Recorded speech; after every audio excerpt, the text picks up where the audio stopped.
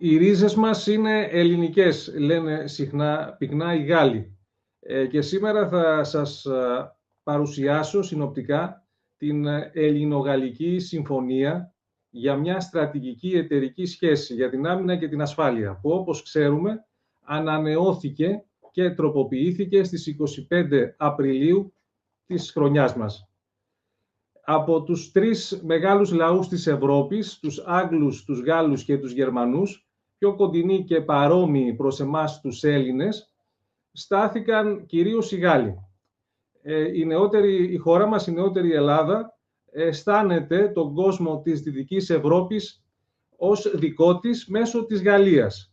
Και αυτή η παραδοσιακή ελληνογαλλική πολιτιστική οικειότητα αποτέλεσε το ντύμα των κοινών σύγχρονων συμφερόντων στην Ανατολική Μεσόγειο, που τελικά οδήγησαν στην σύναψη της συμφωνίας για μια στρατηγική εταιρική σχέση ανάμεσα στην Ελλάδα και την Γαλλία το 2021. Προάγγελος αυτής της ελληνογαλλικής στρατηγικής εταιρικής σχέσης στάθηκε η Ελληνογαλλική Διακήρυξη του 2008 για την άμυνα και την ασφάλεια, και αργότερα ακολούθησε μία άλλη ελληνογαλλική διακήρυξη για μια στρατηγική εταιρική σχέση το 2015 και ένας οδικός χάρτης επ' αυτής το 2016.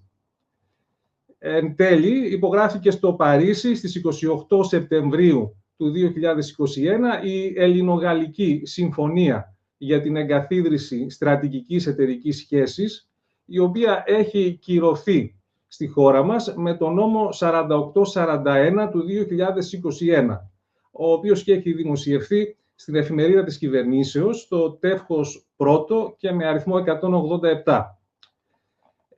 Αυτή η συμφωνία διαρθρώνεται σε 31 άρθρα και αναφέρεται σε πολύ κρίσιμους τομείς, όπως που είναι οι εξής.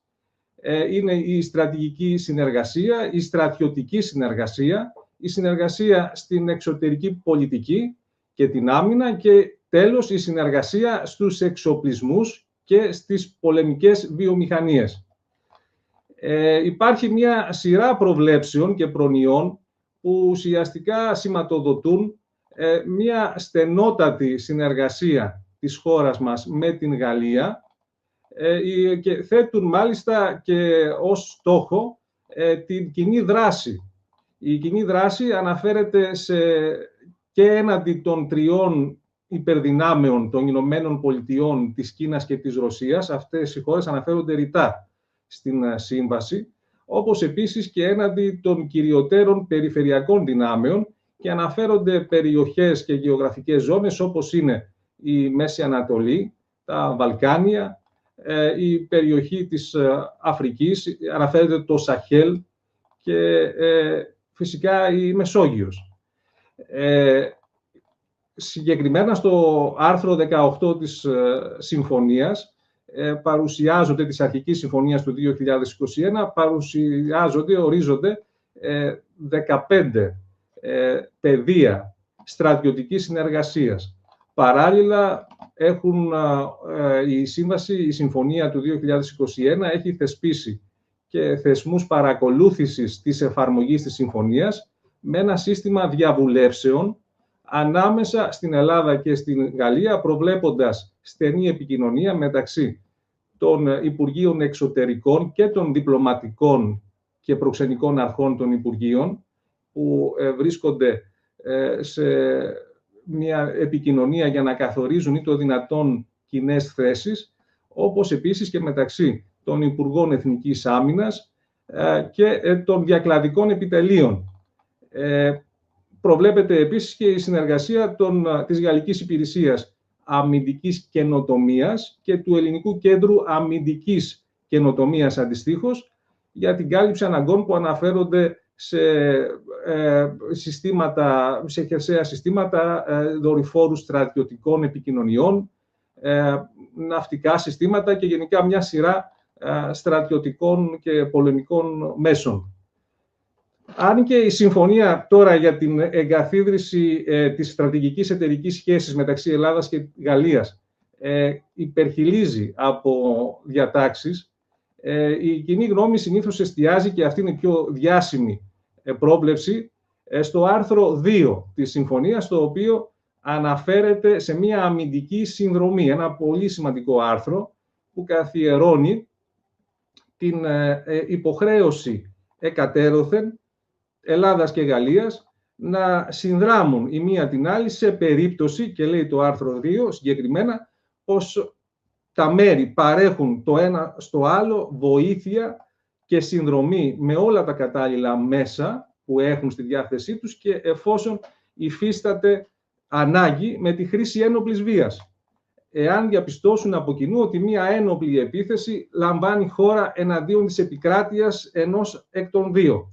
Συνεπώς, στην περίπτωση της ένοπλης επίθεσης κατά της επικράτειας της Ελλάδας ή της Γαλλίας, οι δύο χώρες παρέχουν αμυντική συνδρομή.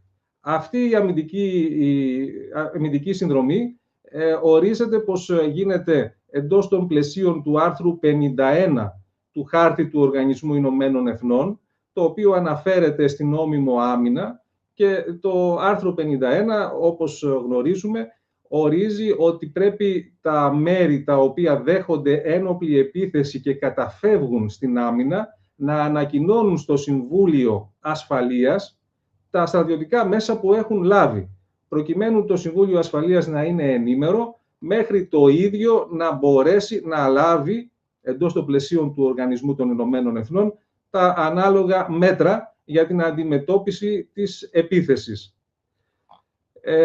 Λοιπόν, σε ό,τι αφορά τώρα άλλα ζητήματα της ρήτρας αμυντικής συνδρομής μεταξύ Ελλάδας και Γαλλίας, θα πρέπει να πούμε ότι εφαρμόζεται καταρχάς το Γενικό Διεθνές Δίκαιο, το οποίο ορίζει πως θα πρέπει η ένοπλη επίθεση, και αυτό είναι ένα σοβαρό ζήτημα, πώς δηλαδή ορίζεται η ένοπλη επίθεση, προφανώς παραπέμπει στο Γενικό Διεθνές Δίκαιο, είναι να λαμβάνει η χώρα μια ένοπλη επίθεση η οποία να είναι πραγματική, παρούσα και άμεση, να μην είναι δηλαδή μια υποθετική και μελλοντική ένοπλη επίθεση, να συντρέχει αναγκαιότητα στη χρήση της ένοπλης βίας για την άμυνα του κράτους, δηλαδή να μην απομένει άλλη επιλογή και η ένοπλη αντίδραση να είναι το τελευταίο καταφύγιο, η τελευταία δυνατή λύση. Τρίτον, να υπάρχει αναλογικότητα στην χρήση ένοπλης βίας, συνεπώς η άμυνα να είναι ανάλογη της επίθεσης και η καταφυγή στην ένοπλη βία να μην υπερβαίνει τα απαραίτητα όρια που επιβάλλονται για την απόκρουση της επίθεσης. Τέταρτον, η άμυνα να αποσκοπεί στην προστασία της εδαφικής ακεραιότητας και της πολιτικής ανεξαρτησίας κάθε κράτους. Εν προκειμένου, φυσικά, θα εφαρμοστεί αυτό το κριτήριο στην περίπτωση της Ελλάδας και της Γαλλίας και προκειμένου η απόκρουση της επίθεσης να άγει στην επιστροφή στο status quo ante, ούτως ώστε να μην μετατρέπεται εν τέλει σε μια τιμωρητική επίθεση των αμυνωμένων, άγοντας σε κατάληψη εδάφους κλπ. Και φυσικά το πέμπτο στοιχείο του γενικού δημοσίου διεθνούς δικαίου αναφορικά με την χρήση ένοπλης βίας είναι η ανακοίνωση στο Συμβούλιο Ασφαλείας. Αυτά τα γενικά στοιχεία προφανώς ισχύουν και εν προκειμένου στη συγκεκριμένη συμφωνία. Όμως υπάρχουν και κάποια περαιτέρω ζητήματα τα οποία, και ερωτήματα τα οποία έχουν γεννηθεί, είναι τα εξής συνοπτικά, θα μπορούσε κανείς να τα αναφέρει ως εξής. Καταρχάς, αν έχει η Συμφωνία Αμυντικής Συνδρομής αυτόματη εφαρμογή σε περίπτωση ένοπλης επίθεσης. Με άλλα λόγια, θα προστρέξει αυτομάτως η Γαλλία να συστρατευτεί με την Ελλάδα και αντιστρόφως στην περίπτωση κατά την οποία μία εκ των δύο χωρών δεχθεί ένοπλη επίθεση? Η απάντηση είναι καταρχήν αρνητική. Δεν θα πρέπει να θεωρούμε πως θα λάβει χώρα αυτομάτως την άλλη στιγμή, οπωσδήποτε και υποχρεωτικά, μία μεγάλη εμπλοκή είτε της Ελλάδας είτε της Γαλλίας στην περίπτωση που μία εκ των δύο δεχτεί ένοπλη επίθεση, γιατί η συνδρομή, η οποία ορίζεται, η παροχή της συνδρομής, αμυντικής συνδρομής, η οποία ορίζεται στην συμφωνία αυτή, στη διεθνή αυτή συμφωνία. Είναι μεν μια δεσμευτική διεθνής υποχρέωση και δεν είναι μια απλή πολιτική δήλωση, παράγει δηλαδή υποχρεώσεις, όμως εξαρτάται από μια κρατική απόφαση για το είδος, το εύρος και τον τρόπο παροχής της βοήθειας. Με άλλα λόγια, δεν εφαρμόζεται αυτομάτως με την έναρξη μιας επίθεσης, όμως θα πρέπει να σημειωθεί ότι η μη παροχή καθόλου συνδρομής, χωρίς νόμιμη αιτία, μπορεί να εγείρει ζήτημα διεθνούς ευθύνης του κράτους που θα παραβεί αυτήν την υποχρέωσή του. Τι ευθύνη, τι θα πάθει το κράτος? Κοιτάξτε, περιμένετε. Αυτό σε ένα θεωρητικό επίπεδο υπάρχει το ζήτημα της διεθνούς ευθύνης. Τώρα το επόμενο ερώτημα είναι το εξής. Θα μπορούσε το κράτος που θεωρεί ότι έχει αδικηθεί, εντός εισαγωγικών, από την παράβαση της υποχρέωσης του αντισυμβαλωμένου για παροχή αμυντικής συνδρομής να διεκδικήσει κάπως το δίκαιο του, με απλά λόγια. Ή αλλιώς θα μπορούσε η Ελλάδα εμπροκειμένου ή η Γαλλία αντιστοίχως να προσφύγει στο Διεθνές Δικαστήριο ή σε διαιτησία, αν η Γαλλία ή η Ελλάδα αναλόγως παραβιάσει τη συμφωνία.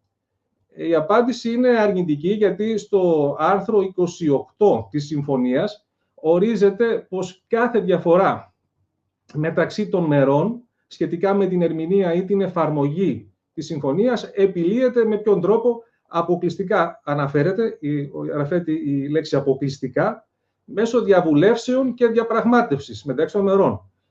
Σημαίνει δηλαδή πως αποκλείονται άλλοι τρόποι. Τα δύο κράτη θα πρέπει αποκλειστικά να λύσουν τη διαφορά με διαβουλεύσεις και διαπραγματεύσεις.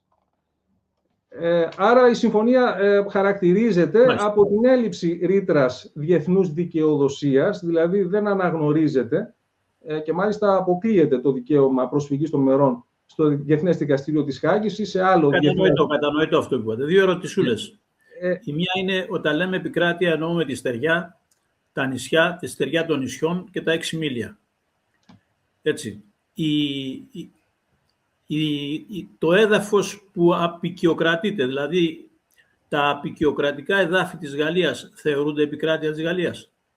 Κοιτάξτε, το έδαφος που απικιοκρατείται είναι έδαφος του κράτους. Μπορεί να θεωρείται ότι είναι μια απικία, αλλά όμως του απικιοκρατικού. Η Ελλάδα δεν έχει τέτοια εδάφη. Προβλέπεται παρόλα αυτά... Για τη Γαλλία ρωτάω. Θεωρείται, δηλαδή, η Γαλλία ήταν απικιοκρατική δύναμη στο Τσάτ. Το Τσάτ θεωρείται επικράτεια της Γαλλίας?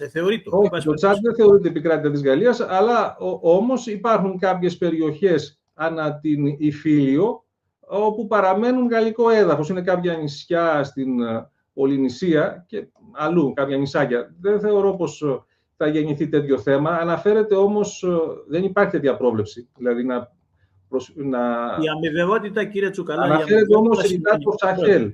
Αναφέρεται ρητά η περίπτωση του Σαχέλ. Είχε προβλεφθεί το 2021, τελικά αυτό δεν έγινε. Δεν χρειάστηκε να παρέμβει η Ελλάδα στο Σαχέλ. Το Σαχέλ θεωρείται επικράτεια γαλλική? Το Σαχέλ αναφέρεται ως μια περίπτωση, γι' αυτό και αναφέρεται ρητά μέσα στην συμφωνία, ως μια περίπτωση που θα μπορούσε να παρασχεθεί αμυντική συνδρομή. Όμως, στην πράξη αυτό δεν έλαβε χώρα. Το 2021 υπήρχε ανάγκη γι' αυτό, αλλά δεν έχει λάβει χώρα κάτι τέτοιο. Γιατί θα πρέπει να πούμε ότι μπορούν... Ένα άλλο ερώτημα είναι σε ποιες περιπτώσεις η Ελλάδα και η Γαλλία μπορούν να αρνηθούν ο ένας στον άλλον, αλλήλεις, την αμυντική συνδρομή, ακόμα και όταν συντρέχουν οι προϋποθέσεις νόμιμης άμυνας κατά το διεθνές δίκαιο. Και χωρίς να παραβιάσουν το άρθρο 2 της συμφωνίας, θα μπορούσε και αυτή η περίπτωση να λάβει χώρα, δηλαδή να αρνηθεί μια χώρα εκ των δύο την παροχή της αμυντικής συνδρομής. Δεν είναι έτσι ακριβώς, δηλαδή αν δεν σας το αναλύσω, μπορεί να γίνουν και παρανοήσεις. Υπάρχει η υποχρέωση μεν, αλλά όμως σύμφωνα με το Γενικό Διεθνές Δίκαιο αναγνωρίζεται ότι κάθε συμβαλόμενο μέρος δεν υποχρεούται να ενεργήσει σε ποιες περιπτώσεις? Όταν τίθεται σε σοβαρό κίνδυνο η εθνική του ασφάλεια η συνταγματική του τάξη και οι θεμελιώδεις κρατικές του λειτουργίες, δηλαδή σε κάποιες εξαιρετικές καταστάσεις. Επομένως, σε γενικές γραμμές, για να μην σχηματίζεται και μια εσφαλμένη εντύπωση, η ελληνογαλλική συμφωνία είναι πράγματι, και ειδικά το άρθρο 2 αυτής που προβλέπει την αμυντική συνδρομή, είναι παραπλήσια με το άρθρο 5 του ΝΑΤΟ, το οποίο προβλέπει με έναν ανάλογο τρόπο την συλλογική άμυνα των συμμάχων των κρατών μελών της Βορειοατλαντικής Συμμαχίας, και σε αυτή την περίπτωση, όπως ξέρουμε, δεν υπάρχει κάποια αυτόματη αντίδραση. Θα πρέπει να συνέλθει μια σύνοδος του ΝΑΤΟ, να κριθεί αν λαμβάνει η χώρα ένοπλος επίθεση και τα κράτη-μέλη να αποφασίσουν με ποιον τρόπο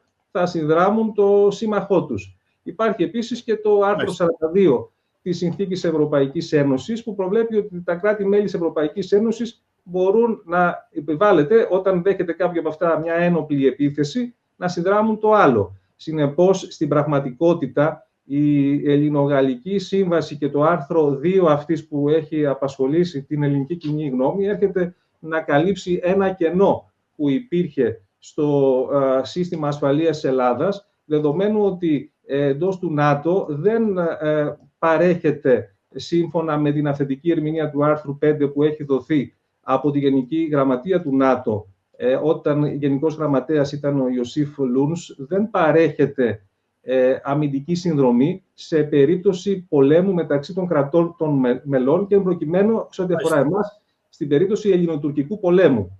Αντιθέτως, η Ελληνογαλλική Συμφωνία μπορεί να, οπωσδήποτε, προβλέπει, δηλαδή υπάρχει διεθνής δέσμευση ότι θα παρασχεθεί συνδρομή, η οποία συνδρομή είναι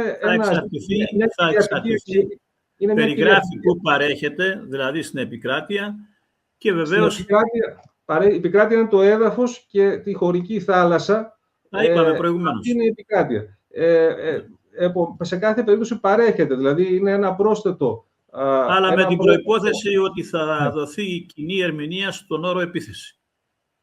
Κοιτάξτε, η επίθεση έχει...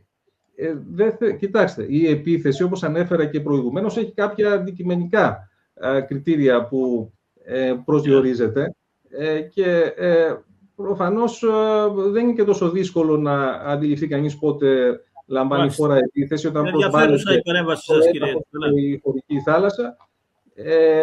Είναι λοιπόν ένα περαιτέρω πλέγμα ασφαλείας που έχει η χώρα μας αποφασίσει με μία άλλη χώρα, η οποία είναι και αυτή κράτος μέλος Ευρωπαϊκής Ένωσης και του ΝΑΤΟ, και αποσκοπεί αυτό το τρίτο ουσιαστικά πλέγμα αμυντικής συνδρομής που καθιερώνει η Ελλάδα και η Γαλλία να προστατεύσει τα συμφέροντα και των δύο χωρών και επίσης, όπως ρητά ορίζεται, προκειμένου να προωθηθούν τα συμφέροντα της Ευρώπης και υπάρχει μια σειρά... Ωραία, κύριε Τζογαλά, να ολοκληρώνουμε. Εντάξει, λοιπόν, σε κάθε περίπτωση εγώ έχω κάποια... Καταλάβαμε δηλαδή από αυτά που μας λέτε ότι είναι μια πολύ σημαντική συμφωνία και συμφωνούμε μαζί σας. Μια πολύ σημαντική συμφωνία, αντίστοιχη με το άρθρο 5 της Συνθήκης Βορειοατλαντικής Συμμαχίας και το άρθρο 42 της Συνθήκης Ευρωπαϊκής Ένωσης. Άρα, για να μην καίει κάτι στον κόσμο, είναι πάρα πολύ σημαντική συμφωνία, αλλά άμα χρειαστεί στο τέλος, κατά πάσα πιθανότητα, εκείνοι που θα πολεμήσουν θα είμαστε εμείς και οι άλλοι φίλοι μας θα μας βοηθήσουν. Αυτό ισχύει σε κάθε περίπτωση. Πρέπει να το έχουμε υπόψη μας ότι η αμυντική συνδρομή έτσι παρέχεται διεθνώς. Δεν παρέχεται αυτομάτως και το βλέπουμε άλλωστε και στους πολέμους που διεξάγονται αυτή τη στιγμή. Ωραία.